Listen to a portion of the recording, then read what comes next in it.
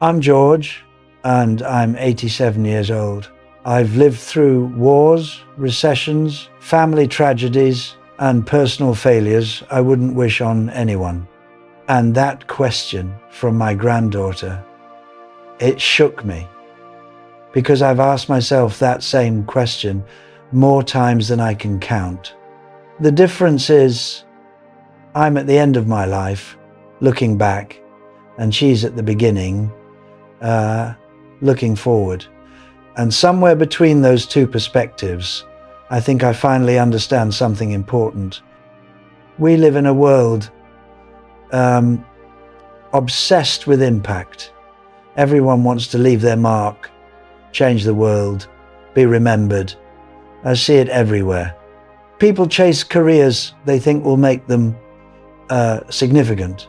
They post online hoping for validation. They measure their worth by how many people know their name. And I get it.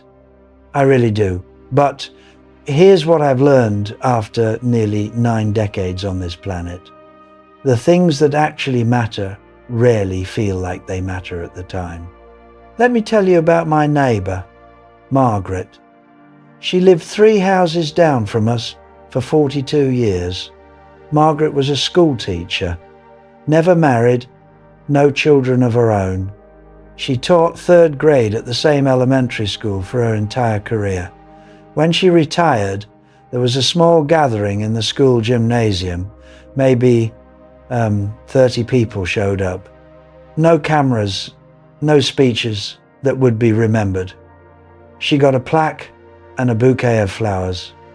2 years later, she passed away, quietly in her sleep. At her funeral, I expected a modest turnout. Margaret had always been private, unassuming, but that church was packed, standing room only, and one by one, people stood up to speak. A doctor who said Margaret was the first person who made him feel smart. A woman who ran a non-profit who said Margaret taught her to read when everyone else had given up. A man in his 50s who brought his own daughter and said he became a teacher because of Margaret. Story after story. Lives changed, directions altered, all because of a woman who thought she was just doing her job. Margaret never tried to change the world. She never sought recognition. She showed up day after day and paid attention to the kids in front of her. She learned their names. She noticed when they struggled. She stayed late to help them understand fractions or spelling words. Nothing glamorous. Nothing that would make headlines. But the ripples from her life are still spreading, decades later, through people she'll never meet. I think we've got it backwards.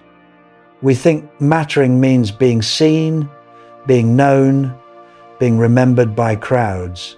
But that's not how life actually works. Life is built on small moments between people. A conversation that shifts someone's perspective. A kindness that arrives exactly when someone's about to give up. Showing up when it's inconvenient. Listening when you'd rather talk. These things don't feel significant when they're happening. They feel ordinary, routine, easy to dismiss. When I was 39, I went through a rough patch. My business was struggling. Money was tight. I was drinking more than I should have been, sleeping less than I needed. I felt like a failure. One evening, I was sitting in my car outside a bar, trying to decide whether to go in. And this guy I barely knew, Tom, knocked on my window. We'd met maybe twice before. He said he was heading to get coffee and asked if I wanted to join him.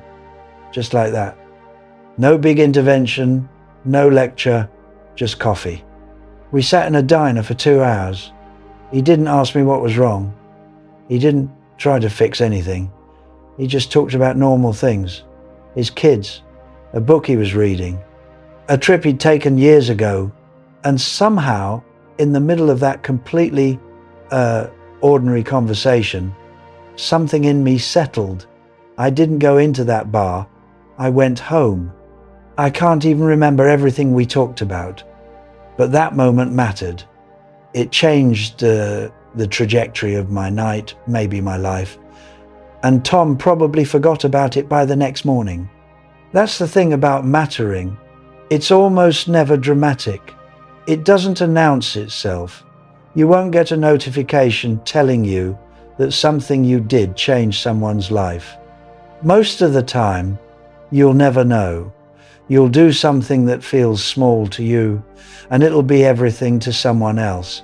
And you'll move on thinking it didn't amount to anything. My wife, Eleanor, used to write letters, real letters, with stamps and everything. She'd write to our kids when they were away at college. She'd write to old friends she hadn't seen in years. She'd write to cousins, neighbors, anyone who crossed her mind. I used to tease her about it. I'd say, Elle, everyone has phones now, just call them. She'd smile and keep writing. After she passed, I found boxes of letters people had written back to her. And in almost every one, someone mentioned how much her letters meant, how they'd kept certain ones for years, how they'd read them during hard times. She wasn't trying to matter. She was just reaching out, but she mattered enormously. Here's what I wish someone had told me when I was younger. Your life doesn't need to be extraordinary to matter. In fact, it probably shouldn't be. The pressure to be exceptional, to stand out, to make a big splash, that pressure crushes people.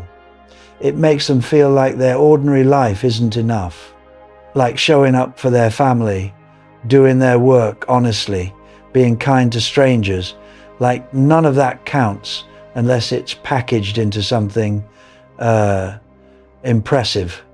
But the truth is, almost everything that holds our world together is done by people no one will remember. Parents who get up in the middle of the night with sick children.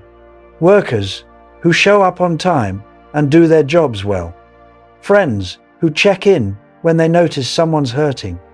Volunteers who serve meals, clean parks, visit hospitals. People who vote, who recycle, who return shopping carts.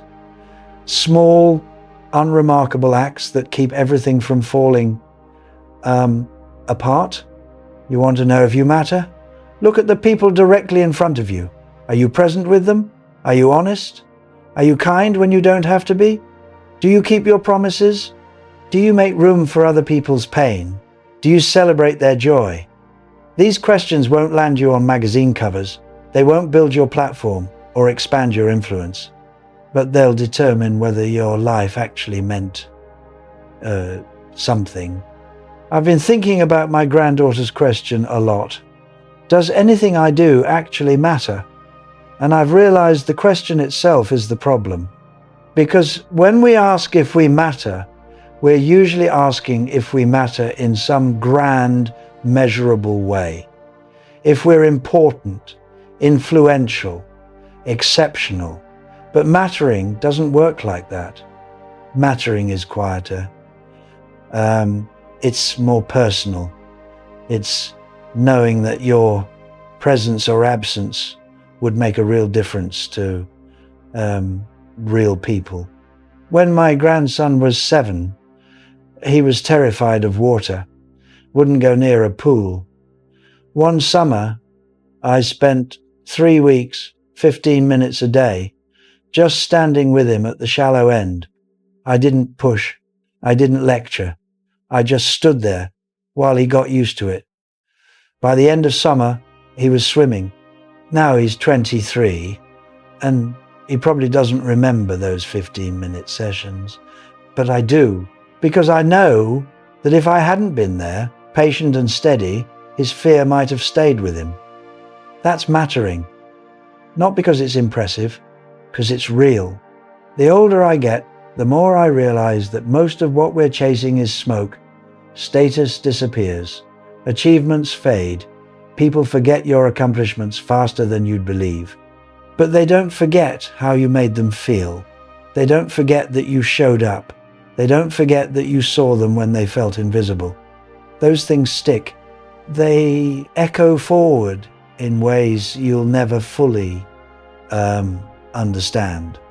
I was at the grocery store last week, and the young woman at the checkout counter looked exhausted, dark circles under her eyes, moving slowly.